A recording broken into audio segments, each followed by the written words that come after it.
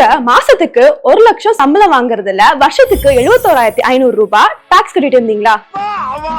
அப்படி பார்த்தா மாசம் நீங்க 6,000 ரூபாய் டாக்ஸ் கட்டிட்டு இருந்திருக்கீங்க. கரெக்டா? நீங்க ஆல்ரெடி கேள்விப்பட்டிருப்பீங்க, இந்த வருஷம் இன்கம் டாக்ஸ் ரெஜிம்ல வருஷத்துக்கு 12 லட்சம் வர சம்பளம் வாங்குறவங்களுக்கு வரி விலக்கு செஞ்சிருக்காங்கன்னு. அப்புறம் என்ன, உங்க டாக்ஸ் அமௌண்ட் ஆட்டோமேட்டிக்கா சேவிங்ஸ்க்கு போயிடும். இந்த பணத்தை நான் என்ன பண்ணலாம்னு கேட்டீங்கன்னா, நீங்க இந்த அமௌண்ட்டை நல்ல ஒரு மியூச்சுவல் ஃபண்ட்ஸ்ல மந்த்லி 6,000 SIP பண்ணலாம்.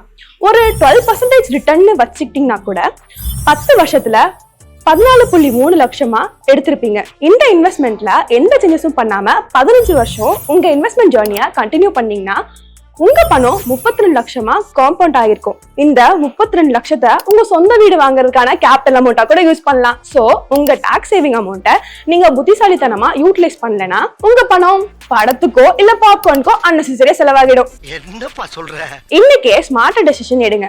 உங்க பணத்தை உங்களுக்கு வேலை பார்க்க வைங்க. பண்ணணும்னு முடிவு பண்ணியாச்சுன்னா எங்க எப்படின்னு கேள்வியும் சேர்ந்து வந்துடும். உடனே டிஸ்கிரிப்ஷன்ல இருக்க ஃபார்மை ஃபில் பண்ணுங்க. எங்க டீம் உங்களுக்கு ரீச் அவுட் பண்ணுவாங்க.